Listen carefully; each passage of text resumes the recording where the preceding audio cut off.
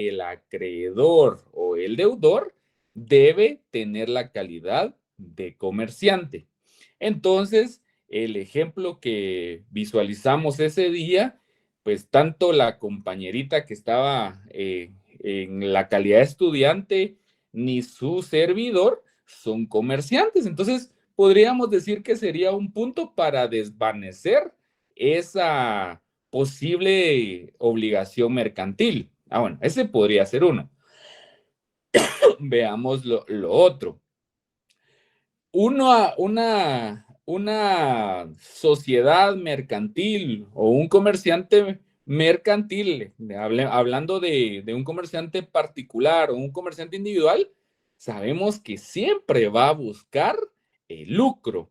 Eso significa que en todas sus relaciones va a tener presente que está ofreciendo un producto, está ofreciendo un servicio, pero ese producto no lo está ofreciendo solo porque él quiere facilitarle la vida a los demás, a los usuarios, a los consumidores, sino que siempre el trasfondo, siempre su finalidad es el lucro, es generar riqueza, es generar enriquecimiento.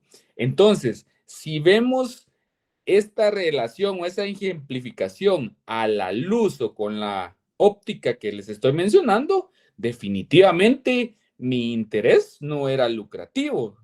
Es decir, yo lo único que quería era vender ese teléfono porque quería comprar otro teléfono y lo único que quería era recuperar un monto de dinero o recuperar pues cierta cantidad de dinero para que me sirva ese dinero para comprar otro teléfono o para los fines que yo considere.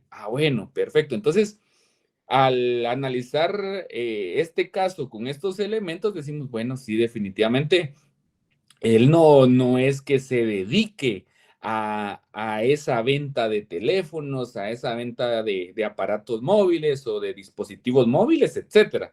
Entonces ya vemos que por medio de estos dos aspectos, pues ya podemos ir descartando que esa relación que les mencioné no tiene esa característica o no tiene esa cualidad de ser una obligación mercantil.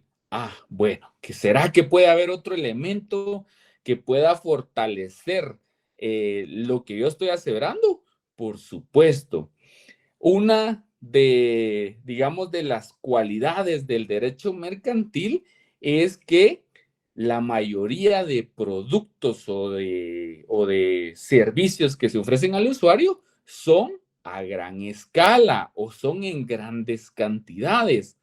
Entonces, ustedes pueden ver un negocio que así le denominamos popularmente, hablemos, por ejemplo, de una zapatería, y ustedes van a encontrar en ese comercio, en ese local, varios tipos de zapato.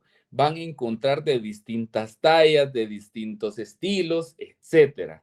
Si nos vamos al caso concreto de un teléfono celular, ustedes también pueden advertir que en los centros comerciales, en algunos locales, pues venden teléfonos y no venden un solo teléfono, sino que vemos que hay una venta en masa, una venta de gran cantidad, una venta a escala. Entonces, ese es otro punto que debemos observar para que nosotros podamos diferenciar una relación mercantil de una relación civil.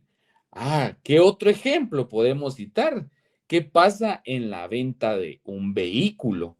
Digamos que Hansi quiere vender su vehículo, quiere vender su moto o su carro y pues, lo único que quiere es captar un poco de ese capital que en algún momento invirtió porque desea comprar otro vehículo o porque lo necesita para otro fin.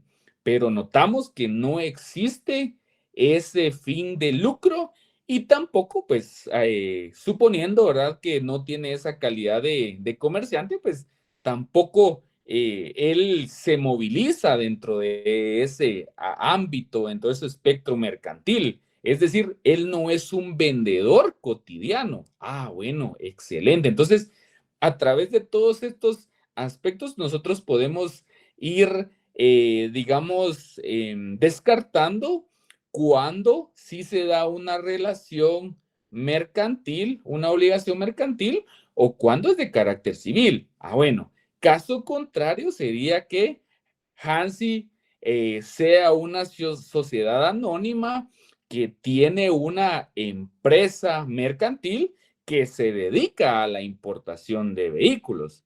Ah, bueno, y entonces les pregunto a ustedes, si ese fuera el caso de Hansi, ¿cómo puedo decir que ahí sí existe una relación mercantil, una obligación mercantil respecto del que compra el vehículo, respecto del que adquiere un vehículo? ¿Cómo puedo calificar? ¿Alguien me puede decir cómo lo hago? A través de lo que les acabo de mencionar, ¿cómo descarto o cómo sí le doy esa calidad de una obligación mercantil? ¿Por medio de un mandato? No, a lo que me refiero es cómo sé que esa obligación, o sea, si yo le preguntara, mire, el primer caso, Hansi vende su vehículo porque desea comprar otro. Ah, bueno, perfecto. La otra es Hansi como representante legal de una sociedad que tiene una empresa que se dedica a la importación de vehículos. ¿Cómo hago la diferencia? ¿Cuál es civil y cuál es mercantil? Hagan ustedes su análisis, por favor. ¿Alguien levantó la mano? Por favor, ¿puede intervenir? En este caso sería porque la persona sí se dedica a la venta de vehículos, licenciado, y hay un volumen porque hay una importación. Ajá. ¿Y cuál sería otro elemento importante? La La intención intención de de lucro. lucro. La intención de lucro. Excelente. Saulo, por favor. Sí, a lo mismo iba. Ah, bueno, perfecto. Entonces, vemos cómo muchas veces nosotros nos vamos con la pinta, dicen en el fútbol, que nos hacen una magia y nosotros nos vamos directo. Entonces, no es que a simple vista todas las relaciones sean mercantiles. Algunas aparentan ser mercantiles, pero cuando empezamos a analizar estos aspectos nos damos cuenta, bueno, entonces primero Hansi, bueno, ¿está actuando como comerciante? No. Ah, veamos si tiene interés de lucro. No. Veamos si él se dedica todos los días a vender vehículos y esto y lo otro. No. Entonces, ahí decimos, bueno, es una relación, es una obligación civil. A, ejemplo B, ¿qué sucede? Hamsi es representante legal de una sociedad mercantil, la cual tiene a su cargo una empresa mercantil, la que se dedica a la importación de vehículos. Ah, bueno, entonces vemos si está organizado ese comerciante bajo una forma mercantil. Vemos que sí trae vehículos y trae varios en el mes o en el año, trae varios vehículos y está, digamos, en ese mundo, está en ese ámbito. Y lo más importante, que esos vehículos no solo los vende para comprar otro vehículo para su persona, sino que los vende para generar ganancia, para generar lucro. Y ese es el principio que nosotros debemos de tener siempre presentes. Entonces, les pregunto, ¿será que a partir de este momento o derivado de esta explicación, nosotros podemos diferenciar una obligación mercantil de una obligación civil? Les pregunto y si tienen dudas me lo plantean, por favor. Sí, licenciado, estamos bien. Ok, perfecto. Bueno, entonces yo no sé si habían visto esa perspectiva, pero ahora ya tenemos más amplitud en cuanto a lo que sabemos, ¿sí? Y no solo eso, no solo decir, mire, porque aquí es civil y aquí es de carácter mercantil. No, tenemos los elementos para hacer esa calificación y descartar si corresponde al lado A, que es la obligación civil, o al lado B, si es la obligación mercantil. Bueno, veamos o profundicemos un poco más en lo que es la obligación mercantil. Ya hablamos de los dos sujetos. Ya mencionamos el artículo 1251 que hace alusión a lo que es, digamos, un negocio jurídico. Y ese negocio jurídico exige pues algunos elementos que son importantes para darle validez a esa relación mercantil. Pero cuando nosotros vemos en nuestro código de comercio cuál es el primer artículo respecto de las obligaciones mercantiles, vamos a notar que no tiene nada que ver con una explicación o con una teoría o con una definición de lo que es el derecho de obligaciones. Bueno, ¿cuál es la manera que nosotros podemos evidenciar esta situación? Es ver nuestro código de comercio. Se supone que si hay un apartado en ese libro o el contenido de ese libro cuarto que se refiere a las obligaciones mercantiles y a los contratos mercantiles, tendría que haber una definición o tendría que haber pues alguna conceptualización que me permita comprender lo que son las obligaciones mercantiles.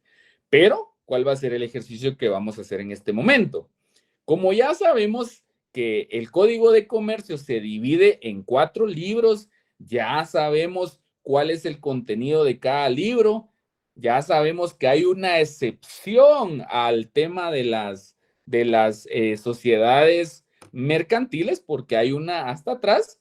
Ahora yo necesito que ubiquemos ese libro cuarto y ustedes me indican con qué figura inicia ese libro cuarto. ¿Me hacen el favor de revisar, por favor? Principios filosóficos, artículo 669. Perfecto, ese es el primer artículo. Y si ustedes lo leen, se van a dar cuenta que no hay una temática o no hay un desarrollo de lo que estamos viendo. No hay un elemento que nos diga, mire, la obligación mercantil es el vínculo jurídico entre 2 o más personas, en la cual una es denominado acreedor y este tiene la facultad de exigir o de constreñir a otra persona denominado deudor para el cumplimiento de una obligación o de una prestación. ¿Lo encuentran ustedes por ahí? Les pregunto. Tendría que estar en esos primeros artículos porque es el inicio o es donde se inicia a abordar lo que es la obligación mercantil. ¿Lo encuentran ustedes por ahí? Les pregunto. No, licenciado. Bueno, no lo van a encontrar. Entonces, ¿por qué no lo van a encontrar? Porque hay un artículo que me refiere o me indica que para este tema de comprender o entender las obligaciones mercantiles o buscar una norma que sea aplicable a las mismas, no va a estar en el Código de Comercio, sino que nos vamos a ir a la normativa civil. ¿Y cuál es este artículo? Es el 694. ¿Alguien puede darle lectura, por favor? Artículo 694. Normas supletorias. Solo a falta de disposiciones en este libro se aplicarán a los negocios, obligaciones y contratos mercantiles las disposiciones del Código Civil. Excelente. Entonces, ahí viene otro tip en cuanto a que ustedes expliquen el fundamento legal de algunos aspectos relacionados con las obligaciones mercantiles, porque ya notamos que las obligaciones y los contratos mercantiles o el libro cuarto que hace alusión a estos dos aspectos solo inicia con los principios filosóficos. Y si nosotros vamos pasando artículo por artículo y vamos analizando, nos vamos a encontrar de que no hay como un fundamento ni doctrinario ni legal de lo que son las obligaciones. Ah, perfecto. Entonces, el examinador le va a preguntar a usted, mire, ¿y dónde está el fundamento legal? Búsqueme la definición legal o búsqueme cuáles son algunas características de las obligaciones o las modalidades, etcétera. Entonces, no lo vamos a encontrar en ese articulado. Por supuesto, sí menciona este artículo que solo a falta de podemos acudir al Código de Comercio, al Código Civil. Eso significa que el Código de Comercio sí aborda o tiene, digamos, la cobertura pues de algunos conceptos y de algunas situaciones, que esas son las que vamos a ir desarrollando. Pero en caso de que no podamos comprender esto o que lo que estemos leyendo en el Código de Comercio no sea suficiente para entender o para regular una obligación mercantil, entonces, ¿qué? Nos vamos a el Código Civil. Bueno, ¿qué artículo o qué norma me da esta facultad o me permite trasladarme del Código de Comercio al Código Civil? Les pregunto a ustedes, ¿qué artículo es ese? El 694. Perfecto. Entonces, el 694, ese artículo me regula una supletoriedad. ¿Y qué significa la supletoriedad? Que en caso de que en esta materia no sea suficiente la normativa o se encuentre incompleta o sea insuficiente, entonces esa misma normativa me permite acudir al Código Civil. Bueno, y entonces, como se recuerdan que yo les dije, tengan su Código Civil a la mano. ¿A partir de qué artículo entonces puedo empezar a utilizar esa supletoriedad? Primero, como les digo, ¿cuál es su fundamento legal para irse a la otra normativa civil? El 694, el Código de Comercio, LIC. Bueno. Y ahora, cuando ya estoy en mi Código Civil, ¿a qué artículo me voy a ir entonces? ¿O a qué apartado me voy a ir para poder suplir algunos aspectos que no están considerados en el Código de Comercio? Les pregunto. 1251, ¿le? 51, licenciado. Excelente, excelente. Hagan todos ese ejercicio, por favor, porque de esa manera, entonces, no solo lo estamos escuchando, sino que búsquenlo. Siguiente pregunta.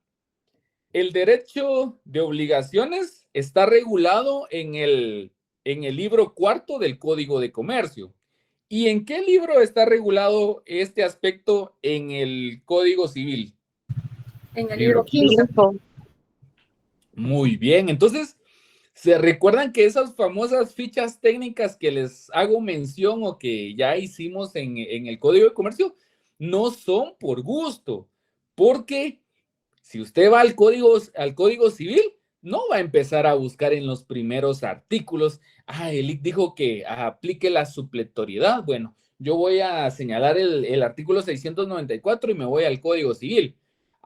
Perfecto. Usted se va a ir al Código Civil, pero ¿a qué artículo? O más o menos en dónde lo va a ubicar. En el libro primero, definitivamente no, el de las personas y de la familia. En el libro referente a la propiedad, a los bienes, a los derechos reales, tampoco. En el libro que aborda la sucesión hereditaria, tampoco. En el libro que aborda lo referente al registro de la propiedad, tampoco. ¿Y cuál es el último libro entonces? En el quinto libro del IC se regulan las obligaciones civiles y los contratos en particular. Entonces ya vemos que hay una mejor manera de ubicarnos cuando nos hacen algún cuestionamiento. ¿Y qué artículo mencionaron? Pues no nos vamos a aprender el código como les mencioné el otro día, pero sí tenemos esas luces de cómo ubicar una situación en particular. Entonces del 694, entonces me remito al 1200, ¿qué? 51. Ese sería el primer punto. Ah, pero ¿será que ahí termina el asunto? No. Entonces, ¿cuándo voy a usar esta fórmula? Cuando yo no pueda comprender o cuando no entienda cuál es la cobertura del derecho referente o relacionado con una obligación mercantil. Si el código no me es suficiente, el código de comercio no me es suficiente, no me basta para darle esa cobertura, entonces me voy a el código civil. ¿Estamos? ¿Alguna duda respecto a esto que les mencioné?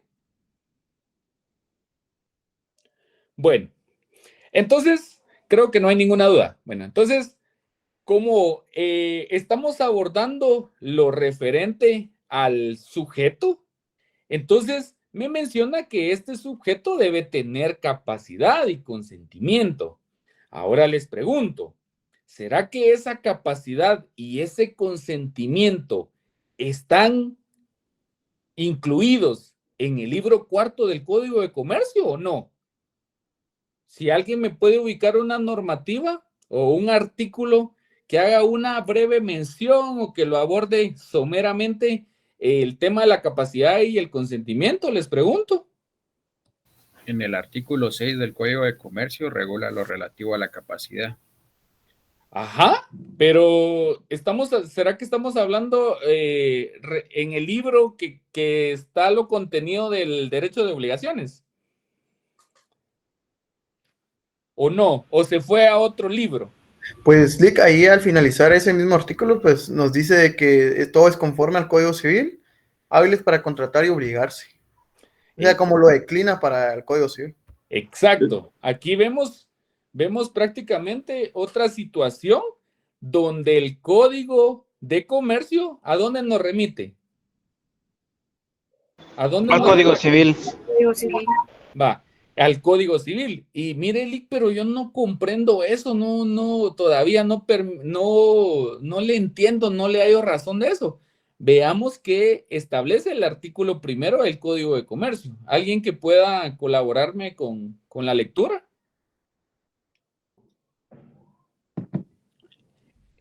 El artículo 1 o primero del Código de Comercio. Artículo 1. Aplicabilidad. Los comerciantes en su actividad profesional, los negocios jurídicos mercantiles y cosas mercantiles se regirán por las disposiciones de este código y, en su defecto, por las del derecho civil, que se aplicarán e interpretarán de conformidad con los principios que inspiran el derecho mercantil. Ok, excelente. Entonces, ¿qué nos está indicando este artículo, este último artículo? Que todo lo que no pueda comprenderse, nosotros en este caso estamos hablando del tema de las obligaciones, pero ahí menciona que la aplicabilidad de ese código va a ser para esas actividades que realizan los comerciantes, pero en caso de que haya una cuestión, haya un asunto que no haya sido o no esté abordado o que no sea entendible por la regulación mercantil, entonces nos vamos, ¿qué? Al derecho civil. Y ustedes se preguntarán, mire, Lick, pero ahí no está diciendo el Código Civil. Ah, eso puede ser una trampa que le pregunten a usted. Cuando hablamos de derecho civil, hablamos del principio, doctrinas, instituciones y demás cuestiones que regulan las relaciones entre particulares. Ah, pero también, al mencionar las normas, se hace mención al Código Civil. Muchos estudiosos dicen que realmente lo que se quería incluir acá en este artículo era el Código Civil, pero lo dejaron el derecho civil. Entonces, digamos que lo dejaron un poco más amplio. Pero como nosotros lo que estamos buscando es asidero legal, entonces nos vamos al Código Civil, en caso de que una situación no esté bajo la cobertura del derecho mercantil, para que podamos nosotros comprender, para que podamos nosotros profundizar, para que le hallemos sentido a una cuestión mercantil. Ah, bueno. Entonces, ¿por qué hacemos esa mención? Porque si vemos la diapositiva, indica que el sujeto activo y el sujeto pasivo deben tener dos características, la capacidad y el consentimiento. La capacidad, entonces, ¿dónde la podemos visualizar? Si en un caso la capacidad incluida en el artículo 6 del Código de Comercio no da la talla o no da la cobertura, entonces nos vamos a la capacidad de el Código Civil. ¿Qué establece el artículo 6 en cuanto a la capacidad del Código de Comercio? Artículo 6. Capacidad. Tienen capacidad para ser convencientes las personas individuales y jurídicas que, conforme al Código Civil, Ajá. son hábiles para contratar y obligarse. Ah, ok, bueno. Entonces, ¿qué nos está indicando esa norma? ¿Cómo voy a establecer que una persona sea capaz o que un comerciante sea capaz o no sea capaz? ¿A dónde me debo remitir? Artículo 8 del Código Civil. Excelente. Entonces, en ese artículo ustedes le van a colocar ahí encimita una anotación de el artículo 8 del Código Civil. ¿Y qué me establece el artículo 8 del Código Civil? Artículo 8. Capacidad. La capacidad para el ejercicio de los derechos civiles se adquiere por la mayoría de edad. Son mayores de edad los que han cumplido 18 años. Los menores que han cumplido 14 años son capaces para algunos efectos determinados por la ley. Excelente. Bueno, entonces vemos que aquí está ese complemento de normativas. Entonces, yo no les voy a preguntar, por supuesto, mire, necesito que me escriba el artículo 6 y el artículo 8 del Código de Comercio y del Código Civil. No me interesa tanto que nosotros nos memoricemos esas normativas. Lo que sí me interesa es que sepamos que la capacidad y el consentimiento son dos elementos importantes del acreedor y el deudor, pero que en un primer momento podemos buscar el entender estos dos conceptos a través del Código de Comercio. Y si no están en el Código de Comercio, entonces me voy al Código Civil. Bueno, y ahora el consentimiento. Emerson, por favor.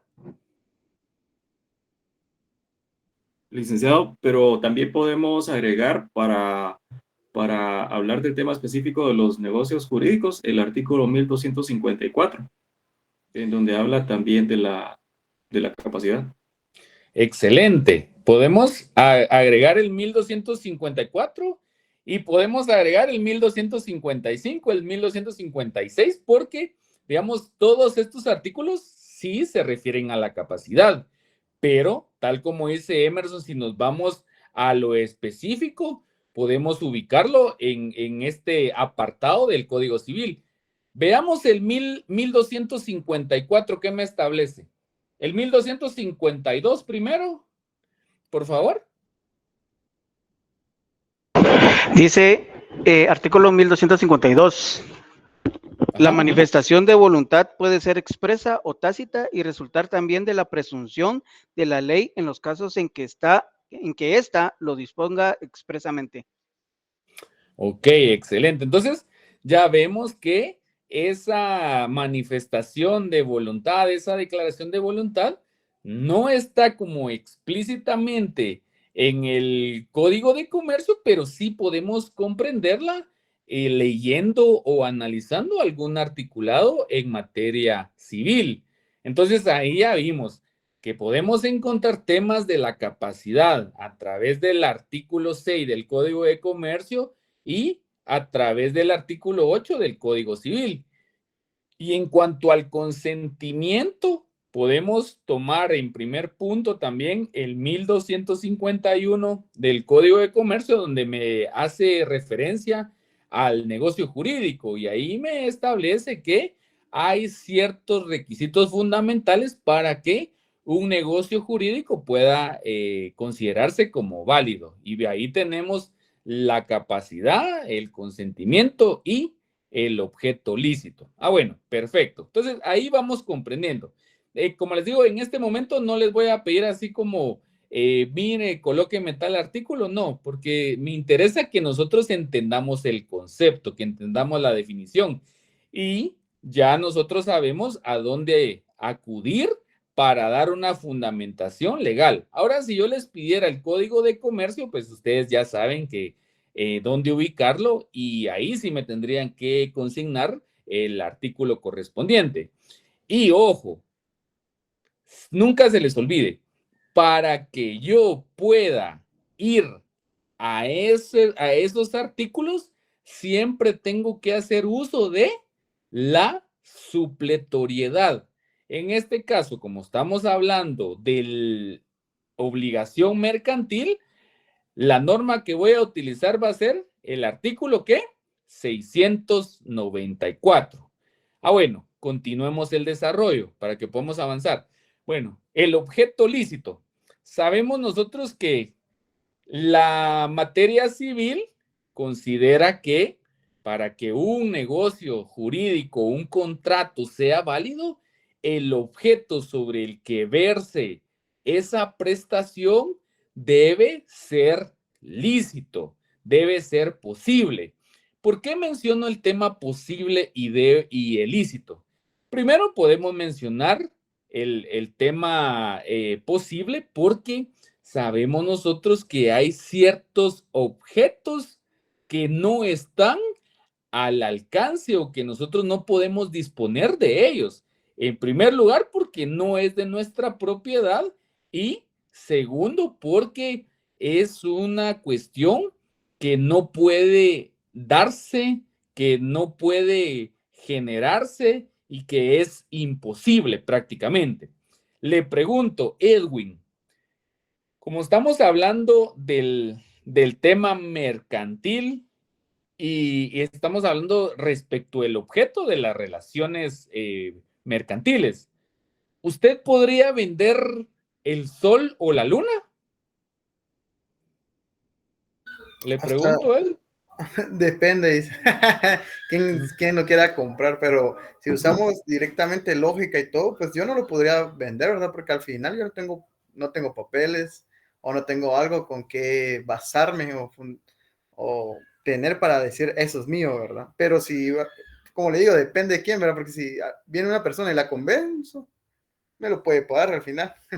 Va, perfecto, pero digamos, hasta aunque usted se lo venda, usted sabe en primer lugar que no es el propietario, sabe que tampoco le puede vender algo que no está en su disposición. Y Así por es. último, el efecto jurídico de ese negocio, pues va a ser nulo porque no puede ir vendiéndola, no se puede ir utilizando en la circulación comercial. Y me puede decir, mire, Lick, pero lo que pasa es que usted solo me dijo el sol y la luna, entonces eso no es un negocio a gran escala. Pero ¿sabe qué? Sí puedo venderle porque esas hay muchas, las estrellas. Entonces, mire, Edwin, entonces hágame favor de venderle las estrellas a los muchachos ahí de la cátedra. ¿Será eso un objeto en primer lugar? Sí, lo tenemos catalogado como un objeto, pero para que tenga esa calidad, se deben agotar estas dos circunstancias. Primero, ¿es un objeto posible? Les pregunto a ustedes, ¿vender las estrellas? Lick, yo, si no se mal recuerdo, haces un acierto, no sé si fue real o falso, ¿verdad? Pero yo había visto noticias de que sí habían vendido partes pero no sé qué tan real sea, la verdad. Ok, Edwin, ¿qué opinan los demás respecto a lo que me está diciendo Edwin? Yo también escuché lo mismo, licenciado, pero también se refiere a otros sistemas jurídicos. Había escuchado que estaban vendiendo terrenos en la Luna o en Marte, una cosa así. Ok.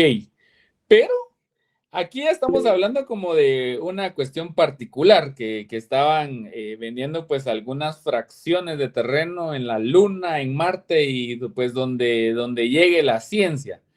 Pero les pregunto, ¿será realmente el titular Edwin el titular de la propiedad en cuanto a las estrellas, en cuanto a la luna? ¿Será que él lo compró? ¿Cómo lo adquirió? Álvaro, por favor. Buenas tardes, Lick. De hecho, no se puede porque, bueno, primero no tiene la propiedad. Segundo, existe una convención de que no se puede hacer enriquecer de ninguna estrella, planeta, satélite fuera de la Tierra. Esto es algo imposible, tratar de vender la luna, el sol, el Monte Everest, la Torre del Reformador. Son cosas imposibles de vender, ¿no?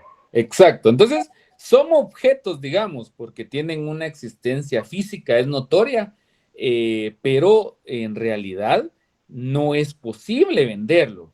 Ahora, ¿es lícito? Pues ustedes me pueden decir, mire, el libro no tiene nada de malo. Pues podríamos decir que si no existe una prohibición, es lícito, pero el objeto me requiere que para que pueda ser vendido o para que pueda ser prestado, tiene que ser posible y lícito. Ahí se recuerdan que estamos dentro del ámbito mercantil. Entonces, siempre debe estar presente los principios y las características del derecho mercantil. Bueno, pongamos otro ejemplo. Bueno, veamos el objeto. Yo me voy a volver en un distribuidor de marihuana. Yo les voy a vender a todos mis alumnos marihuana. Entonces, ¿qué sucede? La marihuana tiene una existencia, física, digamos. Que ustedes pueden ver, mire, el ICA ahí trae en paletas, las trae o las trae en sobrecitos de té. Bueno. Le vamos a comprar al licenciado. Bueno, perfecto. ¿Qué pasa ahí? ¿Cuál es la característica que no se cumple en el derecho mercantil? Primero podemos ver, bueno, podría decir que yo esté simulando ser un comerciante, pero que realmente les esté vendiendo estos productos. Bueno, digamos, es comerciante, licenciado. Veo que si la está vendiendo es porque quiere enriquecerse, quiere tener más patrimonio. Bueno, perfecto. Veamos qué otra cosa. ¿Lo está haciendo a gran escala? Sí, lo está haciendo a gran escala porque le está vendiendo a esta sección y viera que ya va creciendo el negocio, que ya va a pasar a las otras secciones. Bueno, perfecto. Vemos que sí va llenando de cierta manera ciertas características, ciertos requerimientos. Pero ¿cuál es el punto que no cumple? Que sea este producto, que sea esta mercancía lícita. Es decir, sabemos que hay una prohibición taxativa, una prohibición explícita para que yo no pueda distribuir este tipo de productos. Y existe hasta una ley de narcoactividad que me señala cuáles son las conductas prohibitivas en cuanto a este tipo de sustancias. Bueno, excelente. Bueno, veamos otra cosa. Como les digo, aparenta estar en lo mercantil por cómo se está desarrollando, pues, en masa, se está desarrollando por un comerciante, el fin de lucro, etcétera. Bueno, eso es en cuanto a un bien, digamos. Ahora, ¿qué pasa? Fíjense que el IC, ustedes puso su empresa, puso su negocio de sicariato. Y fíjense que el IC semanalmente se manda ahí a eliminar pues como a 10 personajes, a 15 personas, y él cobra por cada ejecución. Bueno, excelente.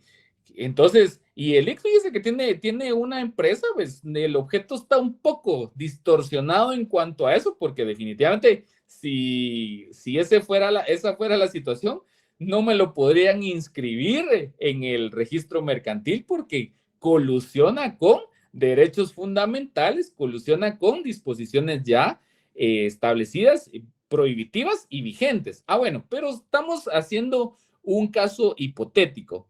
servicios de eliminación S.A. Miren qué excelente. De una vez lo vamos a verificar para ver si no existe otro nombre con eso.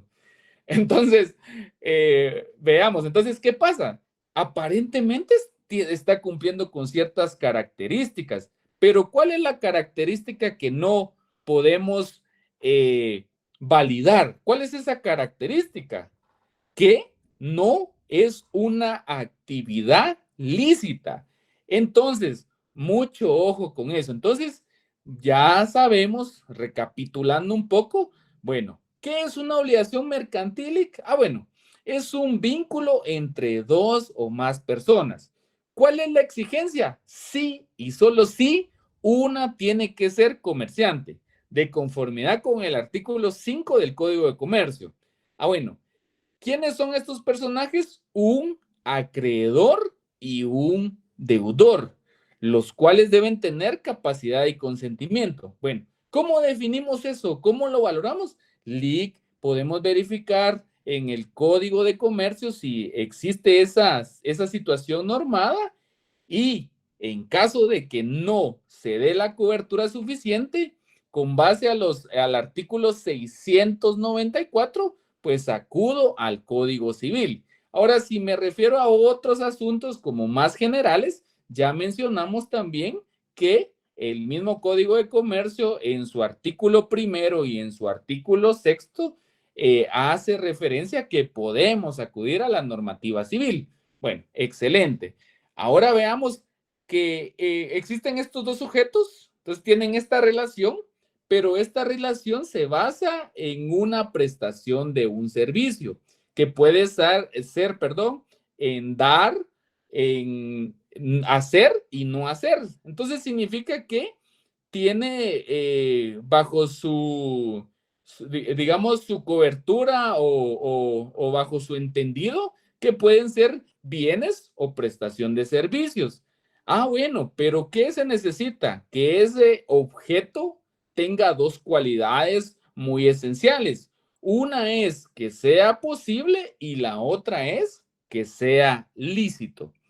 ¿Estamos con eso? Les pregunto. Sí, okay. Bueno, vamos a ver el último punto.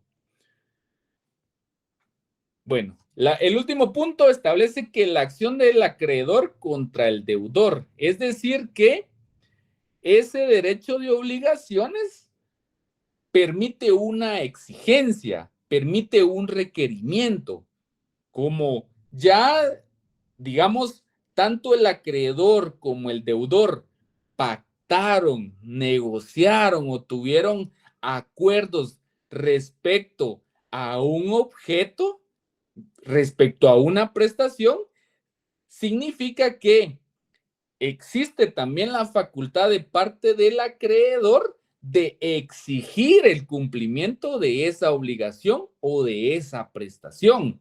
Entonces, imagínense ustedes de que existan relaciones contractuales u obligaciones mercantiles que no puedan ejecutarse o que no haya un mecanismo para hacerlas cumplir.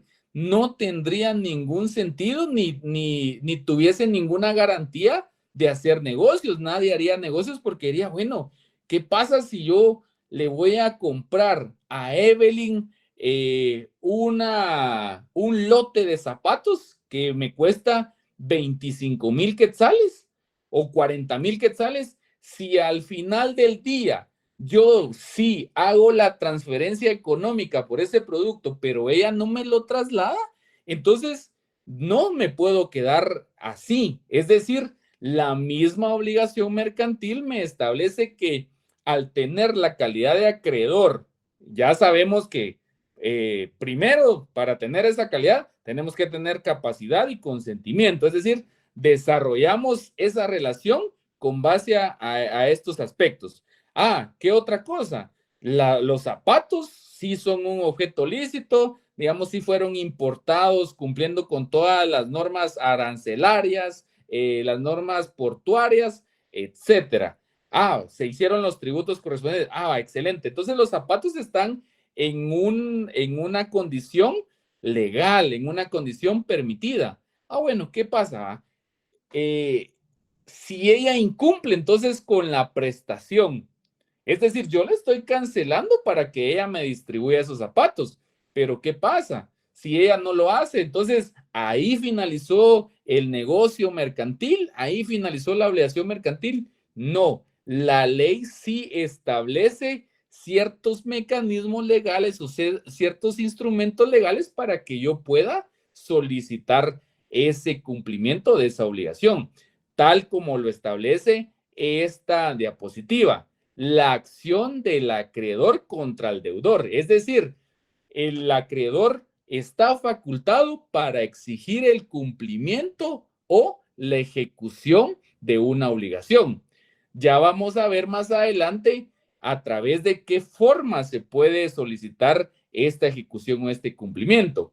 Bueno, podríamos decir así a grandes rasgos que se va a solicitar ese cumplimiento pues de una manera amigable, de una manera amistosa. Ese sería el primer punto a agotar, siempre y cuando lo permita la relación contractual o el negocio.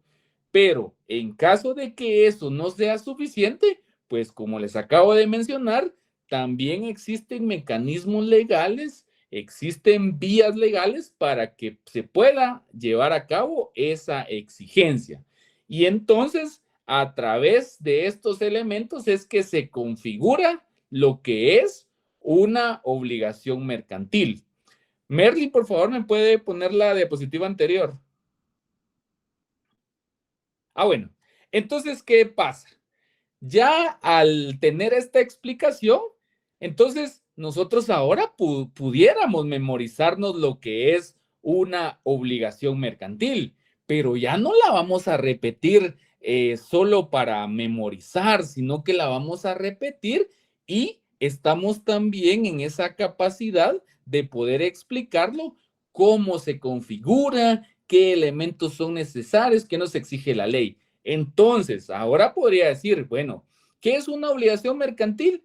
Es el vínculo jurídico entre dos partes determinadas en virtud del cual una de ellas, denominada acreedor, está facultada para exigir de la otra, denominada deudor, el cumplimiento de una prestación, la que puede consistir en dar, hacer o no hacer una cosa, etcétera. ¿Estamos? Entonces, ahora ya no ven ustedes esto, está pues muy sencillo, licenciado, está fácil de comprender. Bueno, pero usted me puede exponer sobre cada uno de estos elementos, entonces, a partir de esta clase o en lo que hemos platicado, ya estamos en la capacidad de hacerlo. Entonces, ¿qué me interesa? Que comprendamos cada uno de esos elementos y si podemos memorizarla o podemos armar nuestra propia definición, fantástico. ¿Cuál va a ser la única exigencia para que nosotros podamos armar nuestra definición? Que incluya los elementos que ya hemos expuesto. Entonces, aquí, si vemos en esa definición, no hace mención de la capacidad, no hace mención del consentimiento, no hace mención del objeto lícito, etcétera. Pero, aunque no esté en la definición, nosotros ya podemos responder o podemos argumentar con relación a esta definición, no solo doctrinariamente, es decir, no solo dar esa explicación, sino que inclusive ya podemos tomar ciertos artículos y basarnos en ellos para dar una respuesta. ¿De dónde pueden ser estos artículos? Del Código de Comercio y por la supletoriedad también pueden ser ¿de dónde? Les pregunto. Código Civil. Del Código Civil. Excelente. Bueno, por el tiempo ustedes lo voy a dejar hasta este punto. Ya en la siguiente entramos de lleno a los principios filosóficos. Les pregunto, ¿tienen alguna duda respecto a las explicaciones de hoy? ¿Está claro? No, licenciado, todo bien. Ok, entonces, todo claro.